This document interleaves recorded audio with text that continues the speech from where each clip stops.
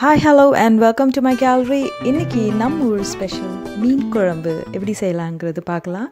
நான் இதில் pomfret fish use பண்ணியிருக்கேன். நீங்கள் எந்த மீன் வேணாலும் சூஸ் பண்ணிக்கலாம்.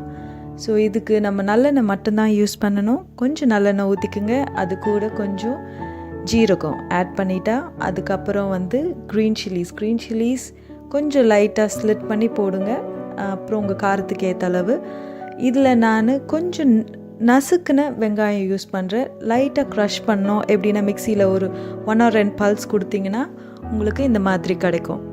நல்லா வதங்கட்டும். அனியன் நல்லா ப்ரௌன் ஆகணும்.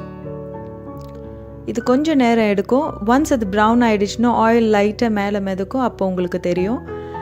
இது கூட அதே மாதிரி நம்ம க்ரஷ் பண்ண தக்காளி ஆட் பண்ணுறோம். ஸோ நான் ஒரு பெரிய வெங்காயம் எடுத்திருக்கேன். அதுக்கு 3 தக்காளி எடுத்திருக்கோம். 3 க்ரஷ் பண்ண தக்காளி. ஸோ இதை ஆட் பண்ணியாச்சு. நல்லா வதக்கிக்குங்க.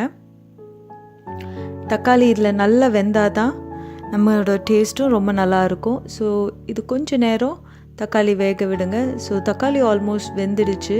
ஸோ நீங்கள் கொஞ்சம் பார்க்கலாம். இந்த வீடியோவில் கிளியராக தெரியல, பட் இது மேலே எண்ணெய் லைட்டாக மிதந்து வரும். அப்போ தான் நமக்கு தெரியும் இது குக் ஆகிடுச்சுன்னு கம்ப்ளீட்டாக. ஸோ இது கூட நான் மசாலாஸ் ஆட் பண்ணுறேன்.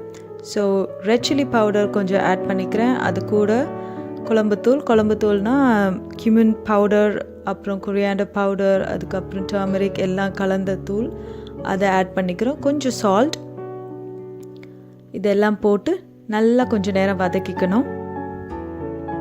அந்த மசாலா ரா ஸ்மெல் கம்ப்ளீட்டாக போகணும்.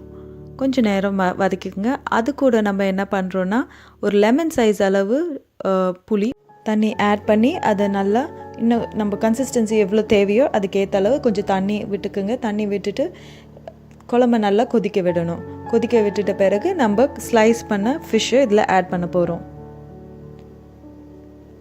நம்ம மீன் இதில் ஆட் பண்ணிட்ட உடனே மீனை அட்லீஸ்ட் ஒரு 15 மினிட்ஸாவது வேக விட போகிறோம். இதில் ஃபிஷ் ஹெட்டும் ஆட் பண்ணலாம். அதுவும் நல்ல ஃப்ளேவர் கொடுக்கும் குழம்புக்கு. அதுக்கப்புறம் ஒன்ஸ் அந்த மீன் ஒரு 15 மினிட்ஸ் வெந்துட்ட பிறகு நான் இதுக்கு மேலே வெந்தய பவுடர் ஆட் பண்ண போகிறேன். வெந்தய பவுடர் எப்படி பண்ணோன்னா சும்மா ஒரு லோ ஃப்ளேமில் அதை ரொம்ப ட்ரை ரோஸ்ட் பண்ணி அதை மிக்சியில் போட்டு எடுத்தோன்னா வெந்தய பவுடர் ரெடி ஆகிடும். ஸோ இது கூட கொஞ்சம் கருவேப்பிலை ஆட் பண்ணுறேன். என்கிட்ட ஃப்ரெஷ்ஷான கருவேப்பிலை கிடைக்கல, அதனால் நான் இதை யூஸ் பண்ணியிருக்கேன். பட் ஃப்ரெஷ்ஷானதை ஆட் பண்ணால் இன்னும் ரொம்ப நல்லாயிருக்கும். ஸோ வெந்தய பவுடர் ஆட் பண்ணியாச்சு. அது கூட நீங்கள் செக் பண்ணிக்கோங்க சால்ட் எவ்வளோ தேவையோ அதுக்கேற்ற மாதிரி கொஞ்சம் சால்ட்டை ஆட் பண்ணிக்கலாம். குழம்பு நல்லா கொதிக்கட்டும். மீனும் வெந்துட்டு இருக்குது. மீன் குழம்பு செய்யும் போது நம்ம கரண்டி வச்சு நம்ம கிண்டக்கூடாது, மீன் உடஞ்சிடும். அதனால் இந்த மாதிரி ஜென்டிலாக நம்ம ஷேக் பண்ணணும். ஸோ குழம்பு ரெடி ஆகிட்ட பிறகு நீங்கள் பார்க்கலாம் எண்ணெய் மேலே மிதந்துட்டு வரும். இதுதான் கரெக்டான ஸ்டேஜ். 15 மினிட்ஸ் கழித்து நீங்கள் ஸ்விட்ச் ஆஃப் பண்ணிடலாம்.